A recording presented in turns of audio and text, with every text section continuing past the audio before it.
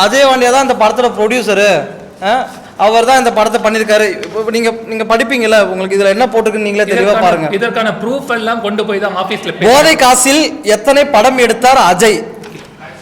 இதற்கான காசெல்லாம் தான் நாங்க இதை டீட்டெயிலாம் தான் அவருக்கு காட்டி, தயவு செஞ்சு இது எங்க வியாபாரத்துக்கு நாங்க போயிட்டு எடுத்து ரெக்யூஸ்டா தான் நாங்க கேட்கறோம் அவங்க கிட்ட. சார், நீங்கள் ஒரு மீடியா துறையில இருக்கீங்க, நாங்க ரொம்ப கஷ்டப்பட்டு வந்துட்டு இருக்கோம், இந்த பதிவு இன்னைக்கு எங்களுக்கு ஒரு மன்னிப்பு பதிவு மட்டும் ஒரு வீடியோ ஒன்று போட்டு கொடுங்கன்னு ஆரம்பிச்சோம். நீங்க யார் இடத்துல யாரா நீங்க ரவுடி பையெல்லாம் வச்சு நீ படம் எடுப்ப நீ அப்படி சொல்லிட்டு நான் பயந்துட்டேன். அந்த மனுஷன் எவ்வளவு சாதாரணமா இருக்கானா, இப்படி கத்தி இது பண்ணி பேசுறாரு, நான் பயந்துட்டேன் சீரியஸா.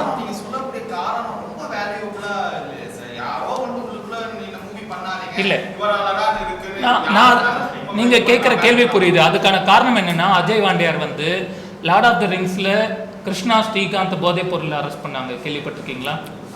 நியூஸ் உங்களுக்கு ஒன்றும் மறந்துருக்காது, டெய்லி நியூஸ் பார்க்குறவங்க தான், ஆனால் பழைய நியூஸ் உங்களுக்கு மறக்காது இல்லையா? மறக்கலன்னு நினைக்கிறேன். அந்த விஷயத்துல அதுக்கு முன்னாடி நாள் அடிதடி சண்டையில் கைது செய்யப்பட்டவர் தான் அஜய் வாண்டியார். அந்த அஜய் வாண்டியார் போதைப் பொருளால் அரெஸ்ட் பண்ணலை. அந்த அடிதடி சண்டையை அவர் பண்ணலைன்றதை நிரூபித்து அவர் இப்போ வெளில இருக்காரு.